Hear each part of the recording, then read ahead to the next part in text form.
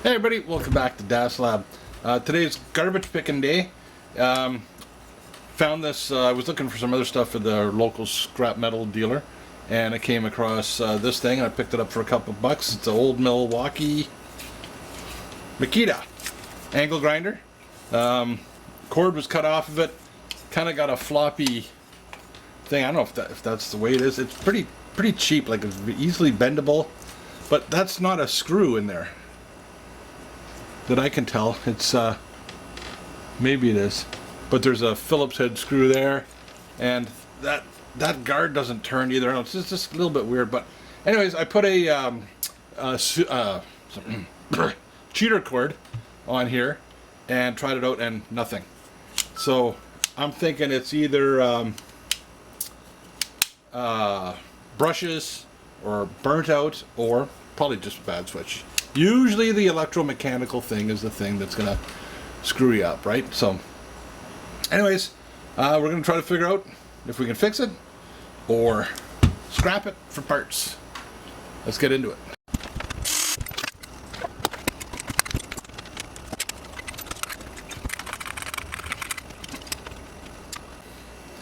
Okay, well it's a screw, same as that one almost. Except it's got a little shoulder on it.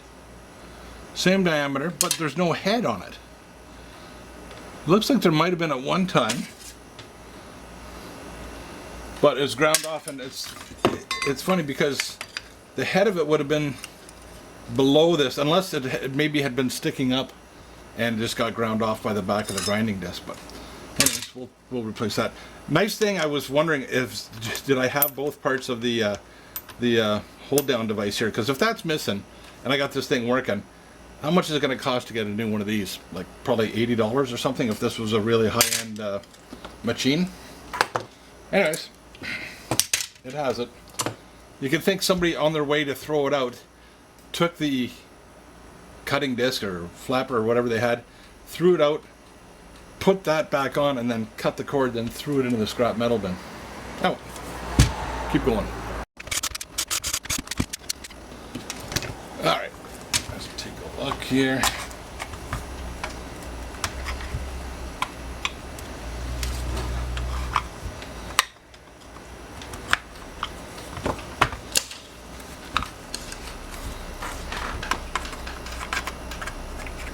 Come on.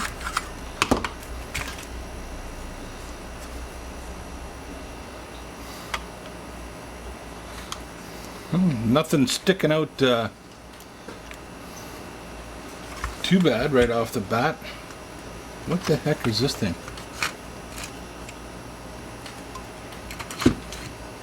I saw that little yellow thing on there. What is that?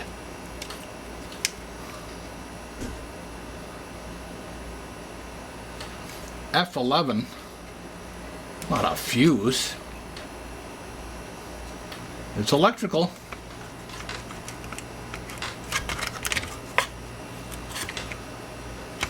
Wow, look at the switch is up there, but it gets actuated way back there.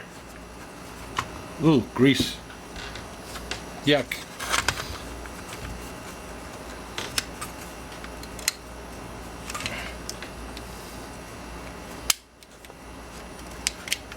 So that's something to do. The switch is down here. Okay, wow. Okay, so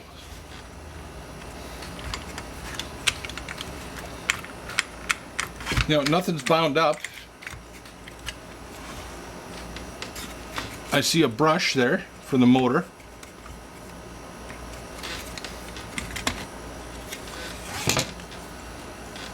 Two brushes, and can't tell if they have lots of life left in them, but they look like they're in good shape. The commutator here, the flicking back and forth, making the battery, or sorry, the magnet north-south, north-south. Looks like it could use a little bit of a cleaning. Bearings are in good shape. A little bit of slop, but hey. And yeah, the switch And there's a spring in there. Okay, what kind of tests can I do here before we get too crazy? Okay, switch, and then there's this F, but you know what? Okay, I know some of you know, but I just don't know. I will when we're done, but I just don't know right now. That's in there like this, and this was sitting back there, and it was accessible to the outside world. What did that mean? Was it a reset?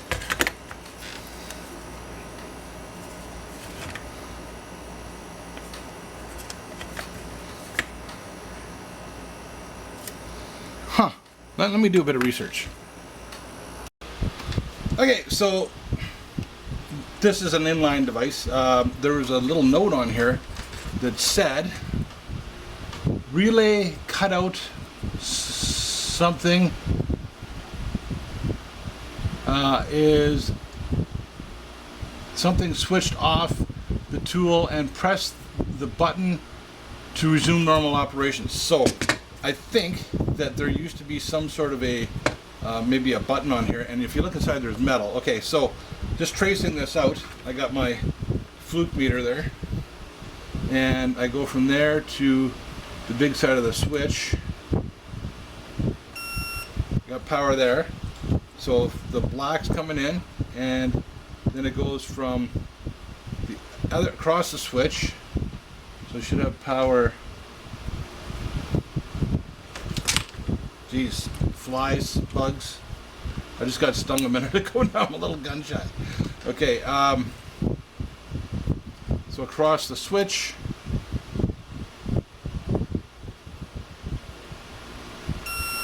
Okay, so we can get the black coming in into the switch, through the switch, and then from the switch to over here.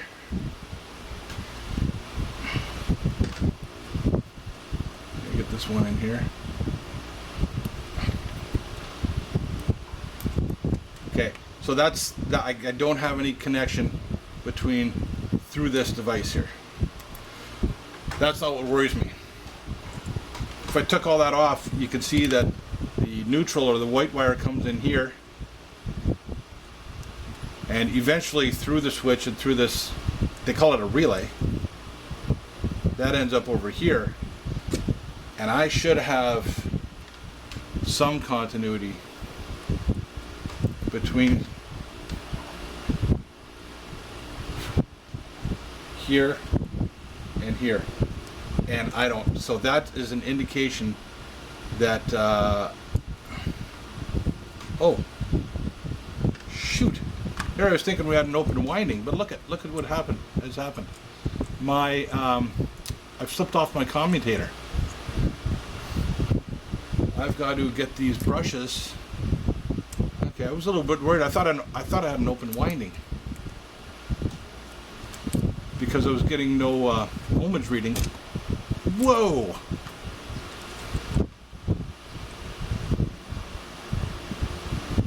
Okay, that all just came apart. That's pretty crazy. I don't want to mix that up. I'm pretty sure that's important. Okay. Wow. So I got to get these brushes to... They're spring-loaded.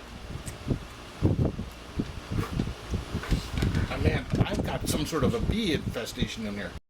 Okay, I don't know what's going on in here. I got stung in the leg earlier when the camera was off, and then a bee was just hovering just outside of the camera, like right here, staring at me, and I turned the fan on. So, okay, that was really cool. Like this had this is like plug and play, very modular. You gotta make sure you got these in the right spot.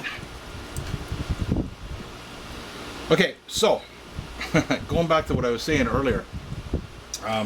I was having a problem. I was measuring right across from that point to that point, and I wasn't getting anything. It's because this had slipped off. So the power is going through here onto the commutator, through the windings, and I'm expecting about 5 ohms. Yeah, I would have expected a little bit more than that, but high torque motor, lots of current. Yeah, it's not a dead short, I know that much. So the problem appears to be this bad boy right here, that there's no continuity across it. Now, you know what I'm going to do. I'm going to cut that out and I'm going to splice this and we're going to call it good. Is that a wise thing to do? Not for you at home, no. This is going to be just a spare angle grinder.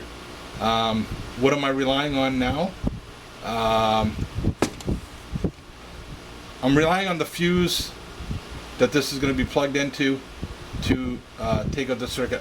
I honestly believe that what this yellow thing is doing is protecting the motor windings. These look like nice shiny copper, but they're actually coated. If they get too hot, they will melt and they will start to short circuit inside.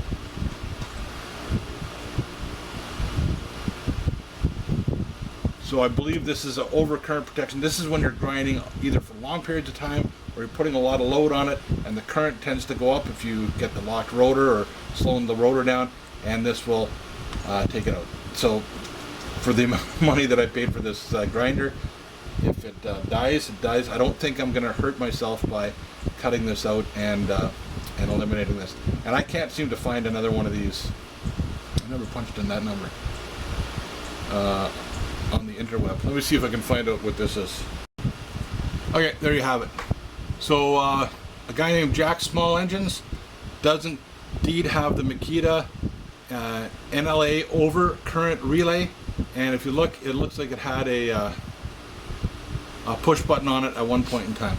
Is there a price on this? $12. Twice as much as what I paid for the whole machine here. So you're good. You can get one somewhere. And do they have any in stock? Probably. Okay, so it is an overcurrent protection relay, and there's a button missing on it. I'm going to open it up and see what's inside of there. I'm thinking bimetallic strip, two dissimilar metals, glue them together, different coefficient of expansion. They both expand, but one expands more than the other, and it clicks and it just opens up and probably latches, goes through like a detent, and then you got to push it and get it to spring back after it's cooled off.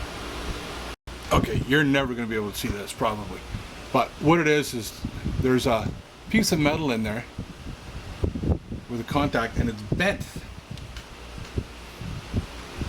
So there's one wire coming into this contact, one wire coming into that contact, and that's probably the dissimilar metal that will bend.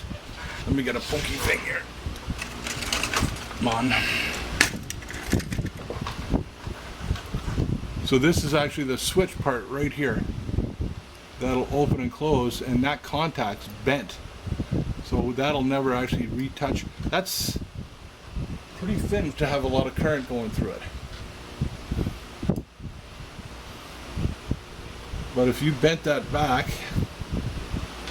I'm going to try bending it back, see if I can get current through it. But I'm not, I'm done with that anyway. Okay, so I think I got there to be contact again between the in and the out. But you know what? Yeah. I have a feeling that the button part on here, actually, like there might have been a spring or something in there that was keeping it pushed down a little bit, and somehow or another it would pop up, because there's not, like, I don't know what one of these is going to draw under full load 10 amps. There's just not a lot of meat in there on those two contacts that are trying to touch each other, not inappropriately but appropriately, and I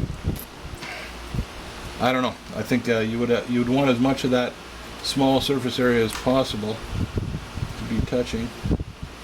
Let's see if we can still.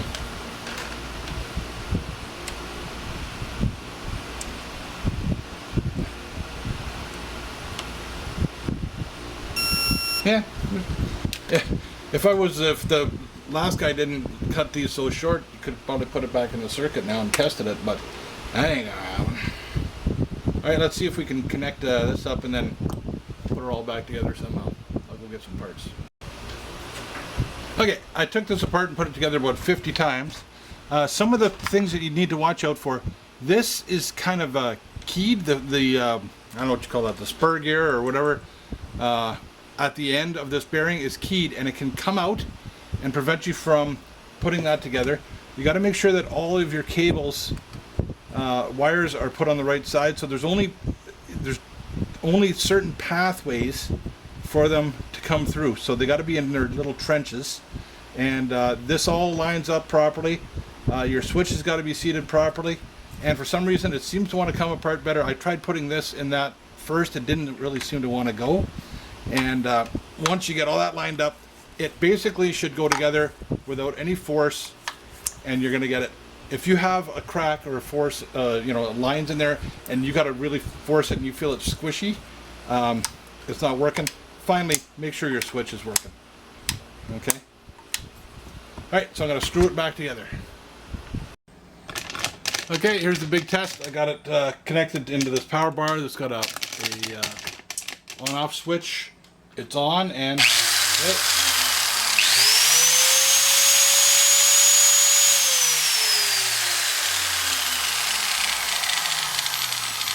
looking good. All right, so I'll just have to put a new cord on it, and probably seal up that hole, and maybe get the right part, and I'll have another angle grinder.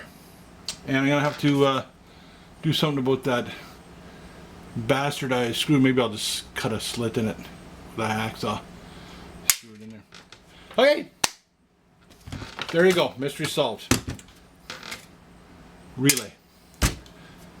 Hope you had fun. I know I did. Be safe out there. Learn something. Don't get any on you like I did. See you next time.